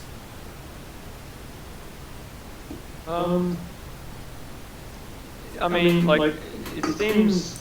There's obviously points of agreement. Between how I conceive these realities and how you do. I wouldn't really agree with everything, obviously. That's fine. It seems like even though you say heaven isn't a real place, you seem to posit. It's not a physical place. It seems to posit or talk about paradise, which to me implies a heaven of some sort, or a realm in which souls go when they are in union with God. I don't necessarily agree that every soul will necessarily go to heaven or paradise, because it just seems clear to me that there will be people who will. I'm not saying they didn't know better. I'm saying they willfully rejected God and they willfully do not want to be where God is. That happens a lot. And in regards to that, my friend, we don't believe heaven and hell as actual places to go when you die, not like literal places in the afterlife. It's more of a spiritual standing and state of being, which you can have in both worlds. But anyone, regardless if you reject God or not, and you're a bad or good person, when you die, we all go to the spiritual realm. But the more bad things we do, and if we rejected God, we will be at the lowest level in the afterlife. But it's just one afterlife, and it's called the upper kingdom, not heaven or hell. And basically, if you're basically a very horrible person and you don't have any spiritual standing, you can willfully reject God, you will go to the lowest level in the afterlife. And the only way you can go and even go and progress there is if someone else would pray with you from a higher level over there, you know, and that's how we view it. Of course, there are differences. That just reminds me of the doctrine of purgatory, where in Catholic theology, where souls that are, souls that are not perfect, but still have their heart fixed on God, go to purgatory, where they're kind of cleansed of their sins, and in order for them to basically get out of purgatory, the souls on earth and the souls in heaven basically pray for the souls in purgatory. It's basically a very similar doctrine. The only thing I wouldn't really agree with is that everyone kind of... Actually, I do agree as well that it seems like, because I think Dante talks about this as well, that there's a hierarchy in heaven that, depending on how great one's merits were on earth, that gives them a higher standing with God. And I guess the highest standing, of earthly saints would be, I guess, where the Mother of God, I guess, would be the highest. Mary, yeah. One of she's the in there. highest places. No, I believe she's in there, yes. Or the Virgin Mary. Yeah. And obviously there's, I don't know how exactly it works. I mean, I may again be able to say this, but there's different standings based on, how faithful one was to God in his life. Yeah. Again, I still do believe in a literal form of hell or punishment, because Christ is very explicit when he talks about this. I mean, this is not, he doesn't mince his words. He's very evident that, he says in the Gospels quite clearly that, what profit a man that he gains the whole world and suffers the loss of his soul, implying that it's possible for a man by his own volition. God doesn't obviously. Yeah. I don't think God directly wills people's damnation. Yeah. Maybe Calvinists believe this, but it seems like that it is possible for one to damn themselves in a way. So I won't go too much into this because there's not. I don't really want to debate it too long, but this is basically what I think. No, that's perfectly fine. This is what I understand. I acknowledge that. Based on what I've read. Yeah, of course. And also, we do, but I didn't mean say Mother of God. I mean to say Saint Mary. We do believe that she is the conquest of on high, because she was kind of like a saint or one of the highest people to live on earth as a human, right? So she's in the conquest of on high, and I believe the souls of prophets, martyrs, and saints. So Mary probably would be in the saints. And yeah, and that's all I got to say. I don't want to go, make this too long. You guys can read the rest of this if you want to, in your own time, if you want to. And that's all I got to say. And I do find as well the prayers to the saints. I find it interesting that the Baha'is are more willing to pray to saints than Protestants, which is very funny. You're welcome. I just kind of find that funny that you have more beliefs in line with Catholic knowledge than Protestants do, which is kind of ironic. That is hilarious. Martin Luther, first of all, is a heretic. Martin Luther is a heretic. Don't you agree with me? The founder of the Protestant Church. Yeah, he is a heretic. He's a heretic and he should be punished. Yeah. I mean, I don't know if he necessarily meant to propagate. I don't exactly know the context of why he formulated his ideas. That would be that's an interesting topic of discussion. Why the Reformation itself came about. It's actually something that I don't really know. There was a very good book. I haven't really read it, unfortunately, but there was a book called the Theological Origins of Modernity that tries to talk about the history of how the history of modern ideas essentially arose due to, basically theological disputes. And it did try to argue that the Reformation, it did try to, I think it gave an account for why the Reformation came about, ultimately. But unfortunately I can't comment because I've never read the book before. What I do know about the Reformation, I watched a few videos on it. I've looked at it online because I should get a book on it, so I know more about it. But the Reformation was Martin Luther. Basically, there are a few reasons.